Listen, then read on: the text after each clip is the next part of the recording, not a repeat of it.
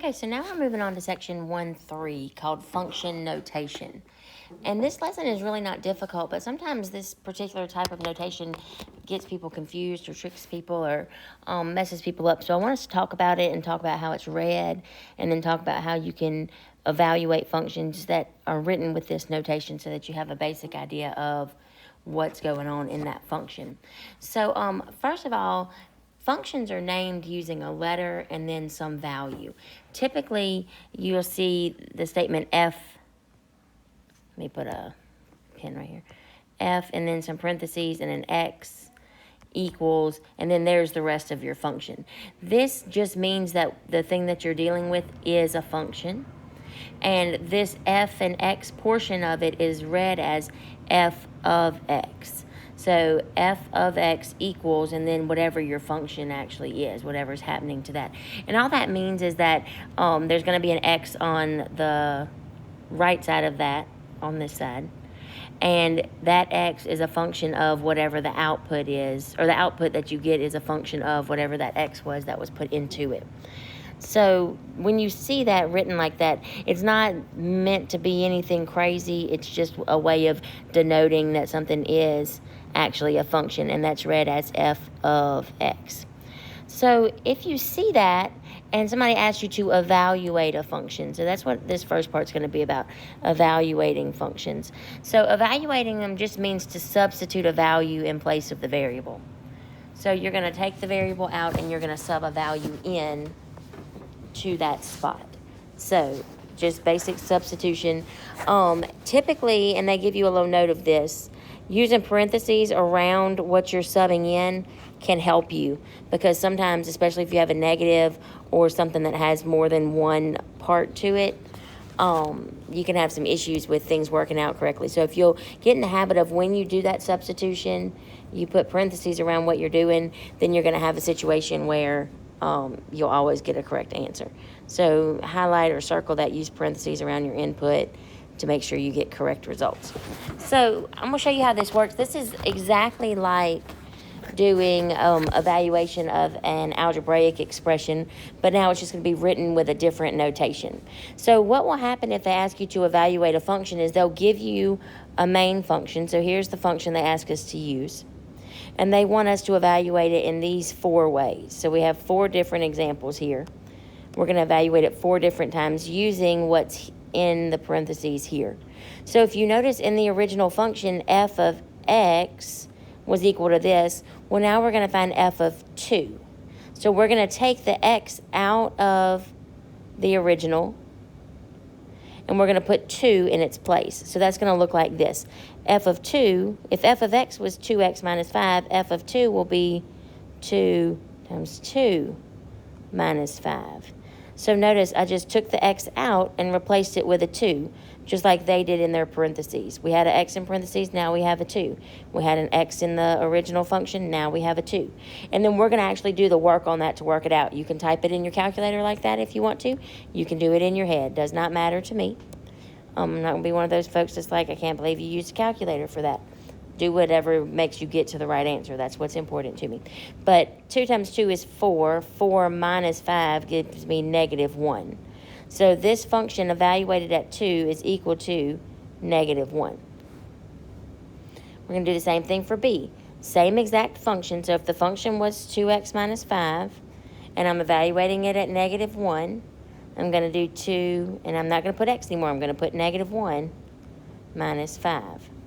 And then I'm going to work the math out on that.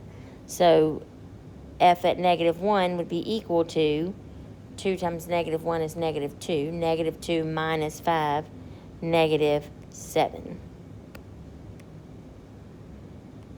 Still getting used to this, guys. Negative 7. All right, now C is a little bit tougher. Same basic idea, but it's a little bit tougher. So now where we had an x, we're going to replace it with x plus 1. So the same original function, 2, but where I had x, I'm now putting x plus 1.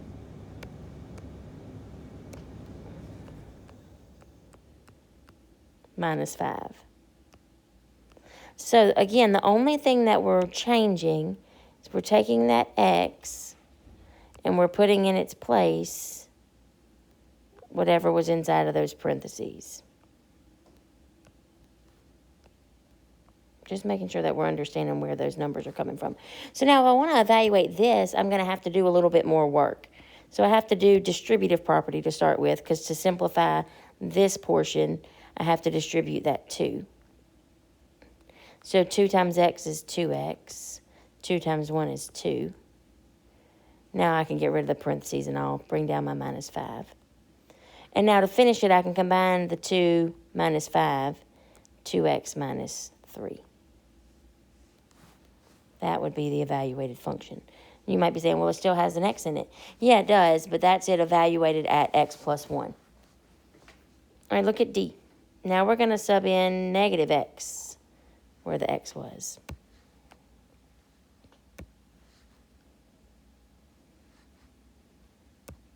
So 2 times negative x minus 5. And again, I'm going to simplify this. The only thing I can do is multiply the 2 by the negative x. Remember, a negative x is really a negative 1x. 2 times negative 1 makes negative 2x minus 5. We can't go any further than that because you can't combine an x with that, or a negative 2x with a minus 5. They're not like terms. You can multiply like this one, but you can't add them or subtract them together. Okay, so that's what they mean when they say evaluate a function. You're taking what's inside of those parentheses, subbing it in for the variable. All right, here they give you an example of that worked out, just like what we just did. So they've taken this big, long function, and they have evaluated it at f of 2 by subbing 2 in every time there was an x. And then they also evaluated it at f of negative 1. Notice, this is really important, so highlight or mark this or something, that this negative 1 is in parentheses. If they had not put the negative 1 in parentheses and then squared it, they would have had a wrong answer. Negative numbers always have to be in parentheses. If you want to think about it like negative numbers just need a hug, think of it like that. But you got to always put in your calculator your negative numbers in parentheses, or you're going to get a wrong answer every time. So get into the habit of doing that so that you don't make mistakes with your calculator. All right, let's look at another one. So this one tells us that, or in problem 11, we have two different things. We have a function, this right here. And they're asking us to do a couple of different things with it. So the first two, A and B, ask us to do basically what we did on the other screen, where we're going to just plug in a value for x and find what the output would be at that point. Because when you're solving that or evaluating that, that's what you're getting is the output. Then we're going to do that in reverse. We're going to fill in what the f of x would be and find the x. So we'll do both and take a look at what that means. Again, A and B is exactly like what we were just doing. So this is just going to be a couple more to practice with. But let's look at that. So if I want to use f of 0, and my function again is 6 minus 7x. So I'm going to do 6 minus 7 times 0. And again, you can type that straight into your calculator just like that and you'll get a right answer. Or you can work it out in your head. I know 7 times 0 is 0. And 6 minus 0 would just be 6.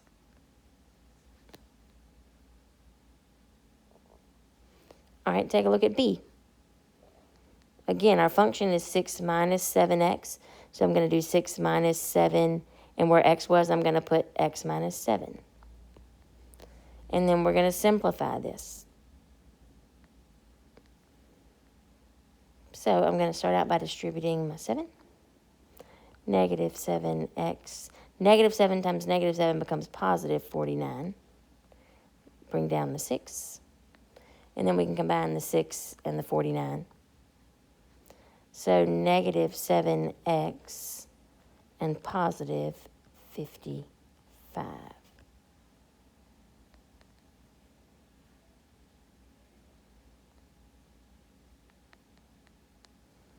Now, they tell us to write our answers as ordered pairs. So if they ask you to do that, the input, the thing that's inside of your parentheses, is always first. So like A would be 0, comma, 6, input, comma, output. B would be, and this looks weird as an ordered pair, but x minus 7, comma, negative 7x plus 55. I'm out of space. Try again. I don't think you will have written as large as I did. X minus 7, negative 7, x plus 55. That would be the ordered pairs that represent those solutions. Now, C and D are a little bit tougher. I'm going to zoom in on this a little bit and slide up the page. Now, these want us to use the output and find the input, which means instead of knowing the x, we now know the f of x.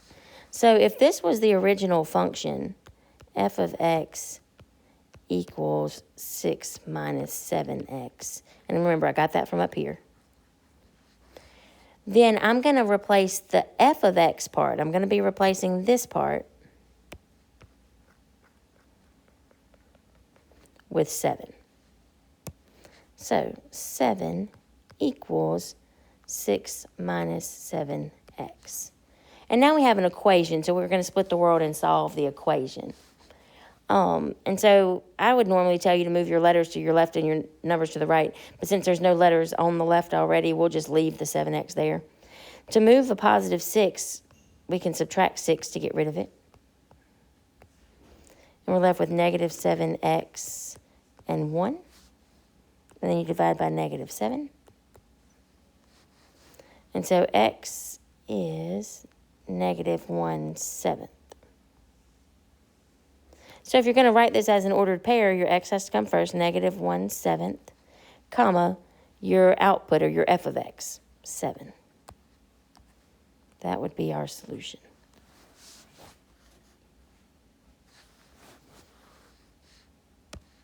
D, we're going to set up the same way. Same original function, f of x equals 6 minus 7x. But this time we're going to replace the f of x with negative 8.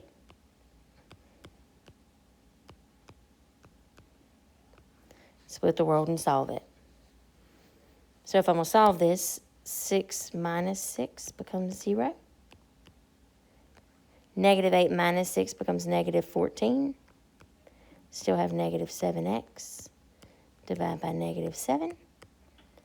X is 2. So my ordered pair for this one would be 2, comma, negative 8. You might be looking at this and wondering, well, how do I know if I'm subbing in for the x or if I'm subbing in for the f of x? Here's what you want to look for. If you're going to replace the f of x, the thing that it gives you will say f of x equals. So if you look at this, it says f of x equals negative 8. So I take the f of x out and I put in negative 8. Up here, when we were subbing in for the regular old x, it just said f of a number. And where there normally is an x there, there's now a number. That means we are replacing the x with that number. So you want to pay close attention to the notation that you're given so you know what you're expected to do. All right, take a few minutes, pause the video, and then I want you to try to evaluate all of these, just like we did on the other page, using this function, and evaluate either for the output value or for the input value, depending on what they give you. I'm going to go ahead and tell you. The ones that give you f of a number, you're going to sub in directly for the x. So this 2 is going to go right in the place of the x up there. If they give you the f of x, then the number that you get is going to go in place of the f of x in the function up there. So pay close attention to that while you have this paused and are working it. And then unpause it and check your answers after the fact.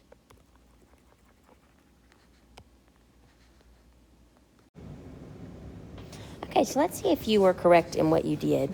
And if you'll watch your work, you can kind of follow what I do and make corrections as you need to. If you missed these, pay really close attention to what I do to make sure that you can get them right when you get ready to practice your homework and your quiz. So in this first one, f of 2, the way this is written tells me I'm replacing the x with the 2. So I'm going to take f of x equals negative 3. But instead of putting the x in there, I'm going to put 2 minus 4. And really, you wouldn't even put an x right here. You would really put, if you were going to write it out in full notation, f of 2. And then you would evaluate this. So f of 2 equals, and then you do the math. Negative 3 times 2 is negative 6. Negative 6 minus 4 is negative 10. That would be your solution. They ask for your answer as an ordered pair, which means you would write it as 2, comma, negative 10. All right, take a look at B. Find x, this time we're looking for the value of x, when f of x is 7. So if the function is f of x equals negative 3x minus 4, and we're going to replace f of x this time, then I'm going to end up solving the equation 7 equals negative 3x minus 4. Split the world, solve it. So to solve that, we would add 4, because minus 4 plus 4 cancel. Add 4. So that gives me 11. And over here I have negative 3x. And then we'll divide by negative 3. So look, in algebra, it is absolutely acceptable. In fact, it's expected that you leave an improper fraction improper. If it can be simplified, fine, but don't turn it into a mixed number. So I end up with x equaling 11 over negative 3, or negative 11 thirds. And f of x was already 7. There's our solution.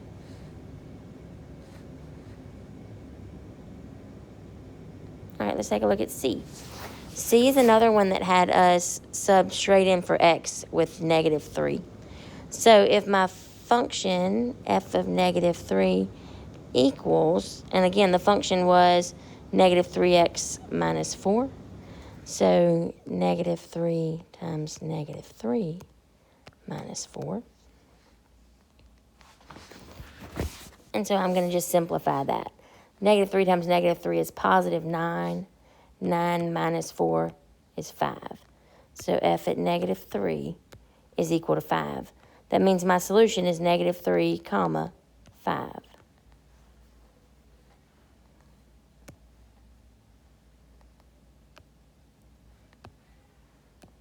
This is our answer. All right, let's look at D. D wants us to find x when f of x is negative 12. So we're going to have another one like the one above it where we were solving for x instead of for f of x. Same idea, though. We're going to take that function, but now instead of f of x, we're going to have negative 12 equals negative 3x minus 4. So again, I just took the original, I took the f of x out, and I put the negative 12 in its place. And we solve. So I might say plus 4, minus 4 plus 4 cancels. Negative 12 plus 4 is negative 8. Still have negative 3x on this side. And we divide by negative 3. And so x will equal negative 8 divided by negative 3 becomes positive 8 over 3. If you try to divide that in your calculator, it's going to give you a crazy decimal. But if you press math and the enter button, it'll turn it back into a fraction for you and show it at 8 thirds. So 8 over 3, comma, negative 12.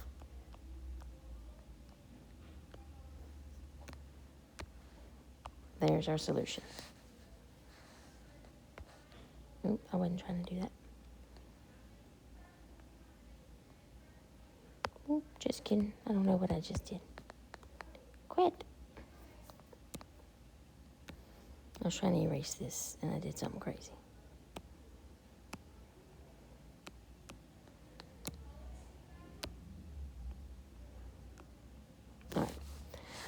These last two are both ones that you're going to substitute in for the x because they don't say f of x equals a certain number. They just say f of something or f of something else. So for E, we're going to replace the x with negative x. So if our function was f of x equaled negative 3 x, we're going to replace x with negative x minus 4. And then we're just going to simplify that. So f of negative x will equal negative 3 times negative 1x makes positive 3x minus 4. So our answer here is going to be negative x, comma, 3x minus 4. That's our input and our output. If you hear some crazy stuff, my classroom door is open, and I hear Ms. Webb's class, and they're doing something, so my apologies. Anyway. All right, and the last one. Now we're going to sub in for x, x minus 5. So f of x minus 5 equals negative 3. Take the x out, put x minus 5 in, minus 4. Now this one we're going to have to do a little bit of distributive property to simplify it. So we'll take that negative 3 and multiply it by the x and the negative 5. So negative 3x, negative 3 times negative 5 is positive 15. And then our minus 4 is still there, so we bring it down. And then we can combine our positive 15 and our minus 4 to get negative 3x plus 11. So our solution as an ordered pair for this one, oh good grief, there I went again. I always forget to turn it into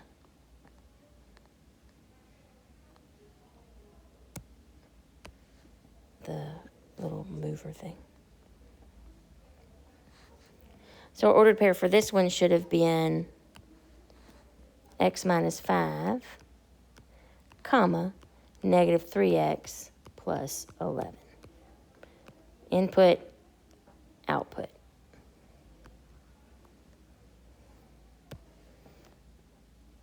All right. Okay, so let's look at problem number 13 in this section 1-3, where we're looking at function notations when you're looking at a set of ordered pairs. So now we're not looking at a table, we're looking at a set of ordered pairs that represents a function. Now, typically when you think about ordered pairs, you think about an x and a y. And so we know an ordered pair is an x, comma, y. But in function notation, you need to think of your ordered pair as your f of x,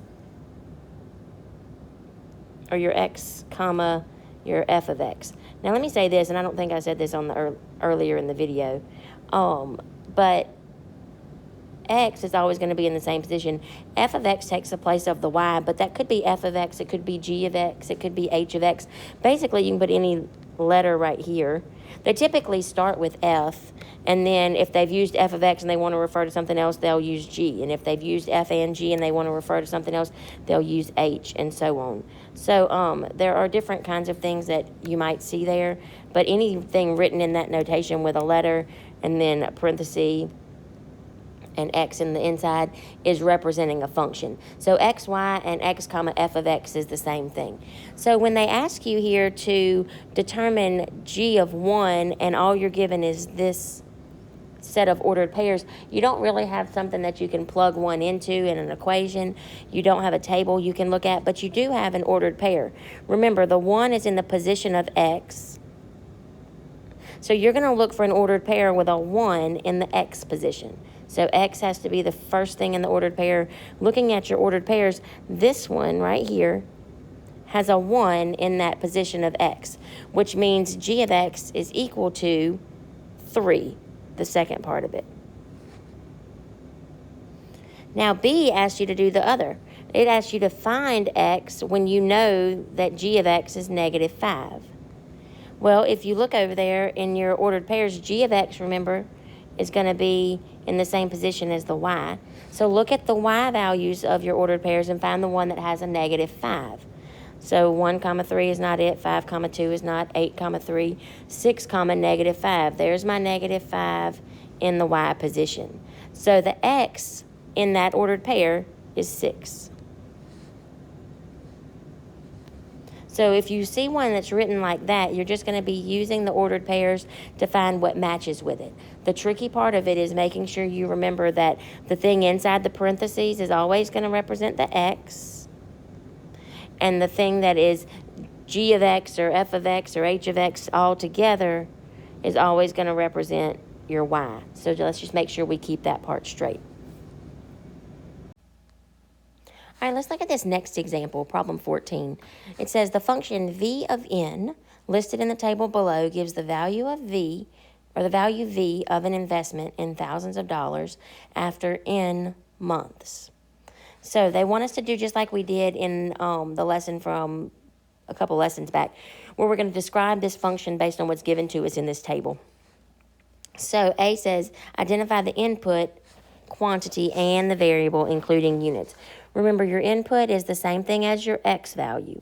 The thing in the position of x here is actually that n, but that n is representing the number of months. So the input quantity is n, which is representing the number of months.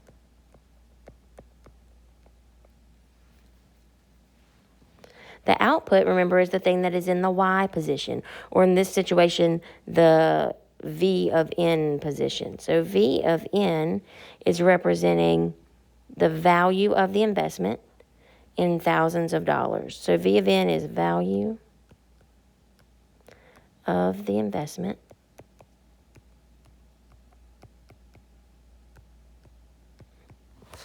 and our unit is thousands. Let me try this again. Sometimes it's hard to write.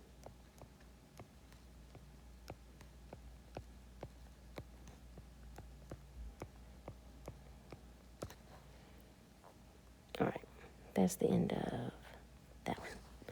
All right, C says, write a sentence explaining the meaning of the statement V of 1 equals 2.31 in the context of the problem.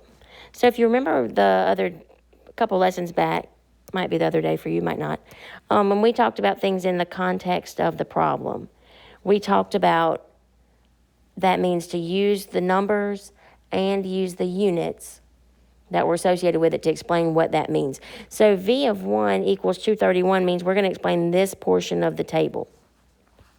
So, and we want to make sure we use the correct units. So what this tells us, since 1 represents the n, and it told us up here that n was months. Oops, I wrote on top of it. N is months. Oh my goodness. Try this again. Then we can say in 1 month,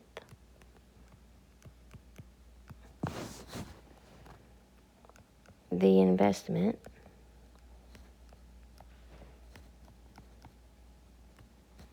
value, and I put that because the second part of this represents the investment value, is, and now they said 2.31, it's not $2.31, it's $2.31,000, which really means $2,310.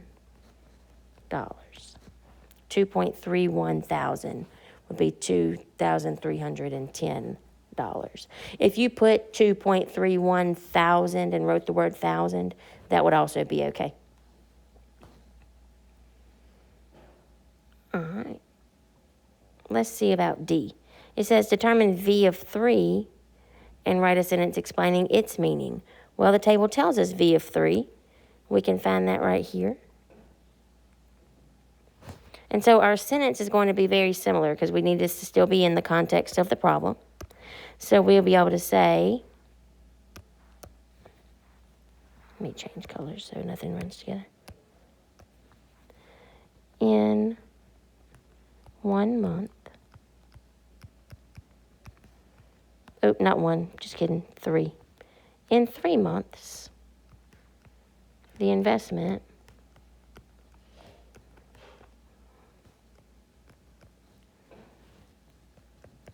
is worth, so $5.23 thousand would be $5,230,000.